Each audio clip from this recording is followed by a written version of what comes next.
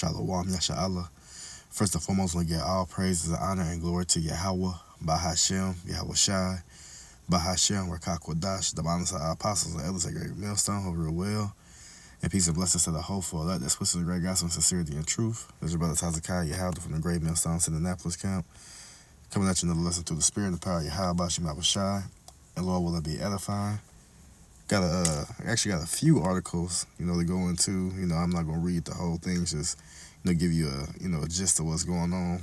And this first one's from Reuters. It reads, U.S. Britain carry out strikes against Houthis in Yemen, official says.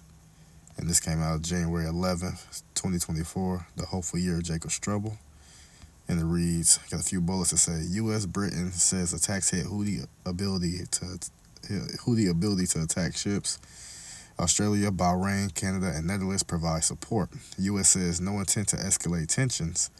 Houthis have attacked 27 ships in Red Sea since late December. So it says Washington, Aden, Yemen.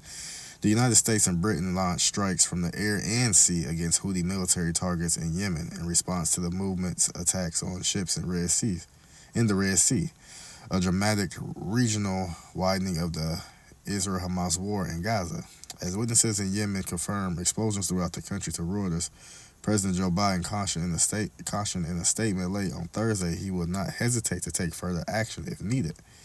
These targeted strikes are a clear message that the United States and our partners will not tolerate attacks on our personnel or allow hostile actors to imperil freedom of navigation, Biden says.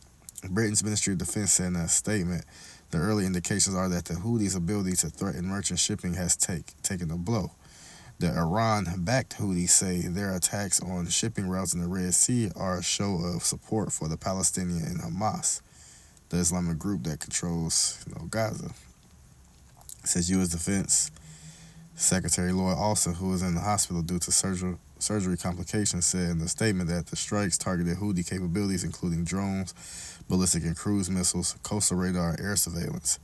A Houthi official confirmed raids in the capital, Sana'a, along with the cities of Sadr and Damar, as well as Hodeidah Governorate, calling them American Zionist British aggression.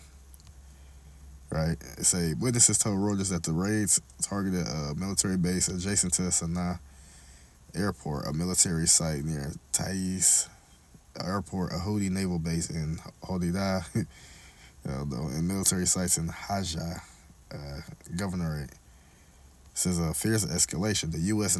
said Australia, Bahrain, Canada, and the Netherlands supported the operation and sought to present the strikes as a part of an international effort to restore the free flow of trade in a key route between Europe and Asia that accounts for about 50% of the world's shipping traffic. Let's see, like I said, we're not going to read all of it, but you get an understanding. Say,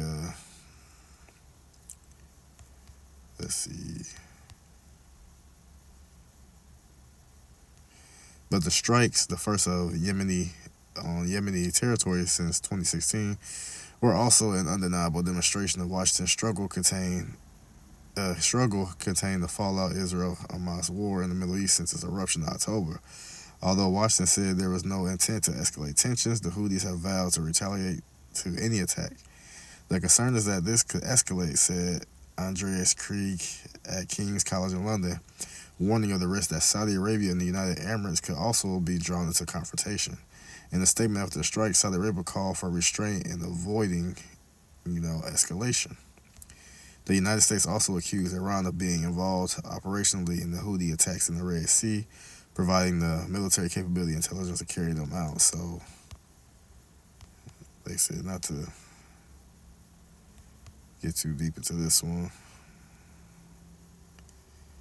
Yeah, so that's pretty much all this. It's not too much more, but we get the gist of understanding what's going on. Like I said, so here's some strikes over there from the UK, US, UK, sending strikes over there to Yemen, which, of course, they back what's going on there in Israel right now. So we got this going on. Let's see.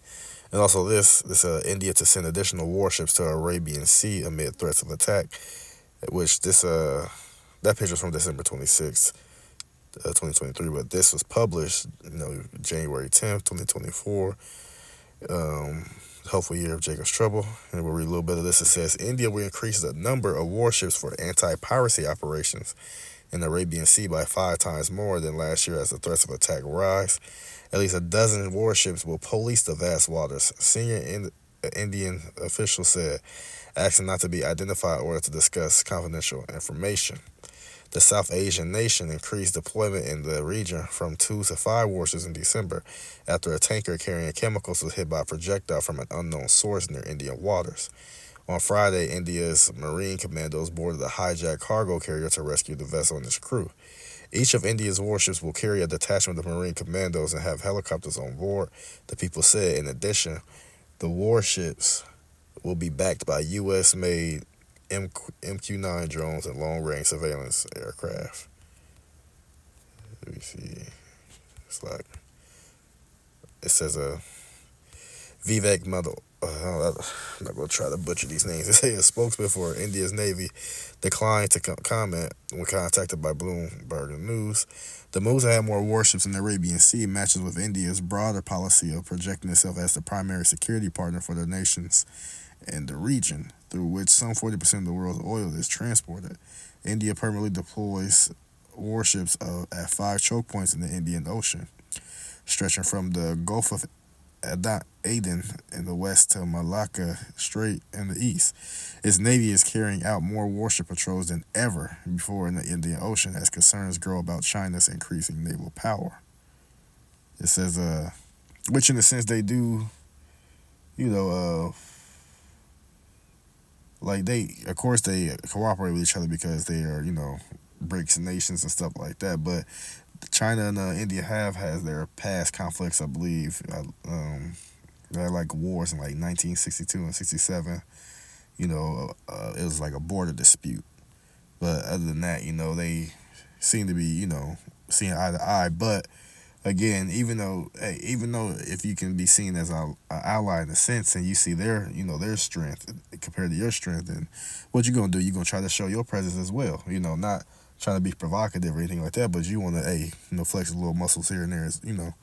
It's normal. But it going on, says New Delhi, however, remains reluctant to officially join the U.S.-led multinational naval coalition of 20 nations operating in the Red Sea against the Yemeni Houthi militants. The U.S. says the group is backed by Iran, with whom India has deep historical ties. Right, because they say also India has never joined a coalition unless it's under the aegis of the United Nations. Now, like I said, India and it says Iran has deep historical ties, and you gotta understand how deep those historical ties go, because both of them, they pretty much both are East Indians. They both descend from Elam. So which is was a son of Shem. So they actually are brethren, to be honest. When you go deep into those historical times. But nonetheless, they have probably other things in the past as well. But yeah, they actually are brethren. They're related. It's just one go by Iranians, Persians, the other one go by Indians, whatever the case may be. But they both, in a sense, are considered, East Indians. So going on, I guess just going to finish it. It says, and then, so you got to pay attention to that, too. It say they're reluctant to officially join because it's like, yeah, they got some, some ties with each other, this and that. But as we understand what's going to happen in the near future, these nations going to really have to pick their side and who they're going to join. And then at the end all, be all, America going to be left, stranded by itself. Only, like I said, they, going to be destroyed by all these other nations. But, you'll start to see, even like Saudi Arabia, like, used to be a close ally. Now they're like, man, look, y'all need to stop this and that. And then what happened with Saudi Arabia? Hey, they just joined BRICS too. So we're seeing the tide being turned, against Babylon the Great. But finishing off, it says, in addition, New Delhi reasons since the U.S.-led coalition is operating in the Red Sea, Strengthening anti-piracy operations in the Arabian Sea will not only add to the overall effort to secure commerce in the region, the people said. India was carefully evaluating all the aspects of the unfolded situation in the region, and its defense forces are taking necessary measures. A spokesperson for the country's Ministry of External Affairs told reporters in response to a question on whether it would join the U.S.-led Operation December, the attacks on cargo vessels in the Red Sea is hindering India's trade, with exports likely to take about 30 billion hit this fiscal year, according to it. So, I mean, like I said, you would see like, well, you want to join them to stop this and that, but, it's other things going on behind closed doors where it will make them more reluctant to do so, because they have, good ties with, Russia, and then Russia with China, and you know how it goes. So they'll all be with each other eventually. What else? We got over here from Barron's.com. It says China tells U.S. it will never compromise on Taiwan. So it said never. So I ain't gonna read all this because like I said, I got another one too. We're just gonna read, the top portion. So this came out January 9th, 2024, and it reads, China vowed Wednesday it will never compromise on Taiwan and told the United States to stop providing military aid days ahead of crucial election of the self-ruled island. China claims Taiwan, which holds elections on Saturday as a part of its territory, and has vowed to seize it one day. So we could see a situation where what's going on in Ukraine and Russia. Like Ukraine was formerly a part of Russia, and they try to do it they try to do it the easy way. Well, now here's the hard way. Now we're gonna invade y'all and pelt y'all and pummel y'all, and they just been completely obliterating, the Ukraine, and which, as we see, is not being reported fully, but they just they taking city after city, front after front, so. This could, just speaking as a man, the same type of situation could happen, with China to Taiwan, just like how Russia to Ukraine, It says that the election is being closely watched, including by policymakers in Beijing and Washington, as its outcome will impact the future of Taiwan's relations with an increasingly assertive China. In their first defense talks of the year held at the Pentagon Monday and Tuesday, Chinese officials demanded that Washington stop arming Taiwan and oppose Taiwan's independence, according to a Chinese defense ministry readout. It says the officials say Beijing would never compromise or back down. Says, hey, on the hey, what you want to do? On the territory status, the readout said Wednesday. According to the Pentagon's readout on Tuesday, the United States reaffirmed it calls for peace and stability. See, look, peace and stability, peace and safety. Let's just all get along. Meanwhile, they go around rape, robbing, murdering people and taking their shit, and these people to the devil. Just the triumph of the hypocrite is here for a moment. It says across the Taiwan Strait that separates Taiwan from China. Michael Chase, the Pentagon's Deputy Assistant Secretary for China, Taiwan, and Mongolia, restated the United States' commitment to its one China policy, which emphasizes it does not support Taiwanese independence. Washington has provided Taiwan with military aid under an assistance program aimed at foreign governments, prompting frequent criticism from Beijing. It says the U.S. President Joe Biden, Chinese leader Xi Jinping agreed in November 2023 to restart military talks between the two countries after being put on hold for more than a year. Relations between Beijing and Washington had nosedived in recent years on flashpoint issues from technology and trade to human rights. But the two presidents described their November meeting as a success. As it would, I said, this would make you seem like, oh yeah, see, look, they're gonna, band together and come with each other. Like, no, we understand. But the prophecy gonna come to pass. Hey, they not gonna join hands and be brother and be on the same side. Like, no. The only thing that will they be on the same side with ultimately would be was what? Trade. But eventually that shit is gonna, that's just gonna end too. And lastly, which is not lastly, we'll get a little bit of this. It says rival Koreas, so North and South, conduct provocative drills along their tense sea boundary, escalating animosities. This came out January 5th, 2024, the hopeful year of Jacob's trouble. You'll read a little bit. It says, Seoul, South Korea, the rival Koreas fire artillery rounds into the sea as a part of provocative drills along their disputed sea boundary Friday, in violation of the fragile 2018 inter-Korean agreement. and threaten strong responses against each other if provoked. The development is expected to escalate tensions on the Korean Peninsula. The last 2 years have seen North Korea performing a record number of missile tests, and South Korea and the U.S. expanded their defense exercise in the tit-for-tat cycle, experts say. North Korea will likely intensify a run of weapons tests ahead of the U.S. presidential election in November. South Korea's Joint Chiefs of Staff and North Korea fired more than 200 rounds in the water north of their Western Sea boundary on Friday morning. It was North Korea's first frontline maritime firing exercise in about a year. It says Joint Chiefs of Staff spokesperson Lee Song-jun told the televised briefing that the North's artillery fire was an act of provocation that threatens peace and heightens tensions on the Korean peninsula. Lee said South Korea suffered no damage. So, well, here it said Kim calls South Korea a principal enemy as his rhetoric sharpens in the U.S. election year. But that's pretty much all, to get on that. Now, one thing I will say was I was looking at the guy, what's his name? New York Prepper. And he does like emergency updates about what's going on, militarily, around the world, whatever the case may be. And not only were they, shooting missiles and firing rounds, they also said that there was movements of tanks going towards the border that's supposed to separate, both countries from each other. There was South Korean tanks that was supposed to be on the move. So, it was like definitely, and that was like yesterday, 2 days ago. So that article was from the 5th. So more escalations is happening in that region as well.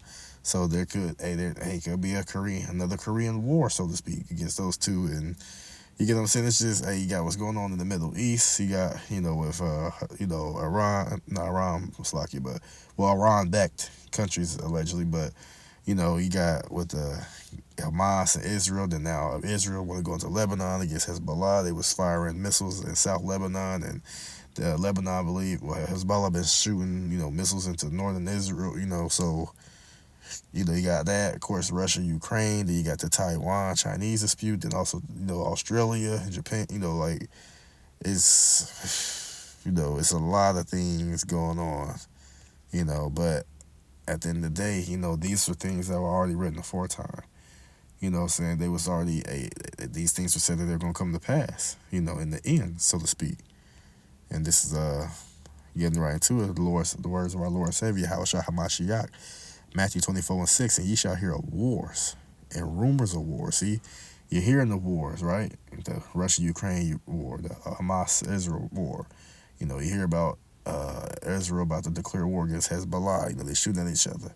You got, like I said, these Americans, UK, British, they shooting at Yemen, shooting missiles there. Yemen saying they backing up what's going on in the Palestinians and, the China and the Taiwan, and there's just so many, rumors and then actual wars going on. You still got conflicts over there in Syria and stuff like that. So there's a lot of stuff going on. Wars and actual rumors of wars, right? It's see that you be in out trouble, but when you hear these things, and ultimately this is the elect, when you hear these things, hey, Lord will be that number, hey, we need not to be troubled. Why? First and foremost, well, we're gonna let it go off. Read itself and say, for all these things must come to pass. So that's why you're not to be troubled. You're being told through the Spirit that these things are going to happen, that they are going to come to pass. Why should you be troubled? You understand that these things have to come to pass before you for you to receive your deliverance, your salvation, right? In these times, what the Lord said, He's gonna protect us and be a refuge unto us, a stronghold for us. So what the hell are you gonna be? What does it need to be scared? What does it need to be worried or troubled for? Right? All right, let's see. Let's get that word trouble.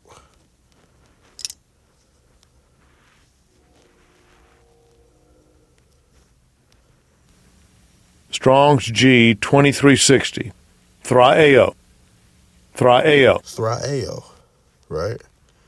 They say what? To clamor, to wail, to frighten, trouble, to cry aloud, make a noise by outcry, in the New Testament, to trouble, to frighten, to be trouble in mind, to be frightened, alarmed, right?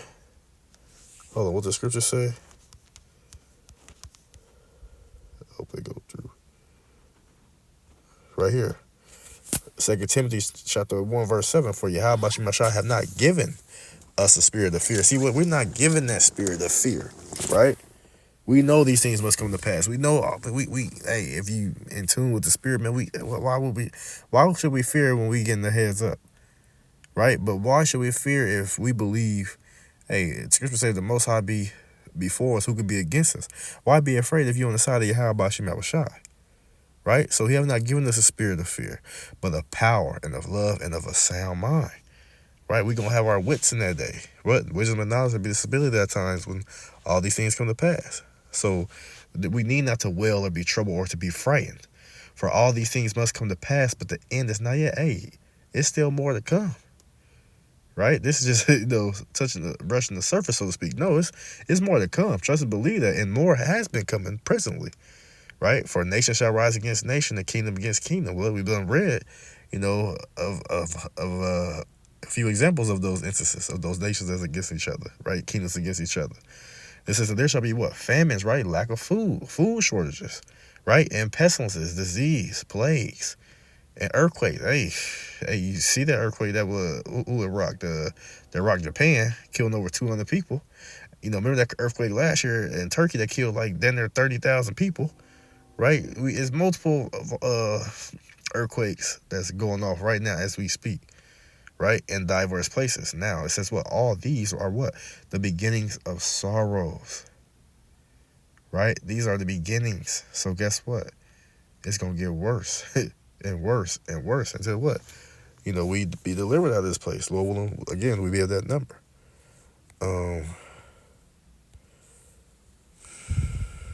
Second Ezra chapter 16 verse 18 say what? The beginning of sorrows, right? Sorrows and horrible and tearful times and pain and agony and great mourning and sad. Well, why are we gonna be mournings? Because it's gonna be people gonna be dying, war's gonna break out, people gonna get sent to war. Evil time, evil and only evil has come. Right? The beginning of what? Famine, right? Famine again, lack of food, lack of water, lack of nourishment, right? And what? And great death. That's what's coming to this place. There's a dark cloud over the world, and within that cloud is going to be a lot of people dropping. Death is coming to this place. Right? What? The beginning of wars. What? Yeah, wars are part of the prophecies of Yahweh Shem Yahushai. Right? And the power shall stand in fear. From the top to the bottom of the power structure of Esau, Edom's world, man, they're going to be standing in fear. So the leaders and the handlers, they in fear. Then what the hell you think the common people going to be? Bug the hell out. Right? The beginning of what? Evils, right? The beginning of bad times. What shall I do when these evils shall come? That's the question to the elect. What shall you do? Right? And we understand that the elect is what? They're going to continue to believe and have faith in Yahweh Shem Yahushai, that they're going to be delivered through all said perils that the Lord's going to bring to this place. That's what the elect going to do. They ain't going to cower. They ain't going to, I'm going to go get my gun. They ain't going to go get their homies and this Pookie and Ray, this and that. No, they're going to believe in Yahweh Shem Yahushai, and they shall be delivered. Because his name is what? A strong tower. See, the righteous run into it and are saved, I believe. And like I said, I mean, if I ain't gonna make it too long, but if you don't understand that you are in a time period of war, I don't know what the hell, man, if everybody get two more. Right? You are in a time period of war. Right? I don't, hey man, it ain't the time to be, hey man, do what you do, but listen, if you ain't paying attention, seeing what's going on, you just living lackadaisical, man, you're going to get caught unawares, man. These things going to pop up on you as a thief in the night. They got y'all worried about Cat Williams and P. Diddy and, Sexy Red pregnant and all this dumb shit that has so what if people expose some people? The prophets, the men of the Lord, been exposing these people since, for decades. Ain't nobody batting an eye and, oh yeah, you right, brother. No, but as soon as a nigga, or people who was around that, who used to do some of this shit, say something, now your ass on the believer. But that's okay though, because if you need to wait for them to give you confirmation, they don't know about these prophecies that are gonna come to pass. They don't know what's around the corner. They don't know this or that. Hey, keep on supporting them and watching them, and then your ass gonna be in the same situation with them. Same situation as them. That's what? Being asked out through. This is Joel chapter 3 verse 9. Proclaim ye this among the Gentiles. Prepare war. Right? They say, well, it may be a war, or it could be. No, prepare war. Wake up the mighty man. Let all the men of war draw near. Let them come down. Beat your plowshares into swords and your pruning hooks into spears. Man, well, it ain't the time to be, well, I'm trying to work on my generational wealth. I'm going to be a farmer, and I'm going to be a sculptor. I'm going to be a this. I'm going to be a that. No, ain't no time for that. Well, the time is for what? For you to prepare the war, right? They say, well, let the weak say I am strong. And that's what these nations say now. At the point in time when they was being bullied, by Babylon the Great, because they ain't had the same, technology. Hey, man, you can push them around. You can threaten this. You can call them this. You can take this. You can do that. But now, nigga, we got the same thing. We got the same thing, nigga. You know what I'm saying? Hey, and then we got allies that got the same thing and even more destructive. So what you want to do? That's how these nations feel now against Babylon the Great, right? And that was the main point of that. Hey, war, baby. You don't feel that war, that the atmosphere. War is already going on right now, right? It's actual war is already going on right now. But we talk about what that third world war's woe, and people just that don't sound that sounds dumb. Why would they do something like that? They would just blow the whole world up and all this and that. No, whatever. You're stupid. You have no understanding. Hey, these things is gonna come to pass. Trust and believe that. So you keep sitting there. There we go. You keep sitting there and thinking it's gonna be okay. Everything's gonna be all right. You niggas is gonna die. That's what's gonna happen to you. And I'm gonna end it off right here. This is Ecclesiastes chapter 3, verse 8. It's a time to love, right? Yeah, it's a time to love, right? And a time to hate. Hey, love is out there, and the only true love out there is what? Through the brotherhood of this truth. Hate is, hey, everybody hate us. The hate is real. Like, love and me shall wax cold, so forth and so on. Hey, you see the hate. You hate by how you look. how your hair look, how your skin look. It's just hate every damn where. You hate it because you're right. You hate because you're speaking righteously. Hey. But it says what? A time of war. And that's the time period that we in. And then follow what? In a time of peace. And that true peace going to come when the Israelites are set in their rightful place above all other nations upon this earth, ruling in righteousness forever and forevermore. And that's ultimately that. Hey, that's all I got on that, man. Lord willing, this lesson was edifying to the brothers and sisters out there listening. I'm going to give all praises, honor, and glory to Yahweh, Bahashem, Yahweh Shai, Bahashem, Rakakwadash, the balance of our apostles and elders of Great Millstone, who rule well, and peace and blessings to the hopeful elect, pushing the great gospel, this great gospel with sincerity and truth. Shalom.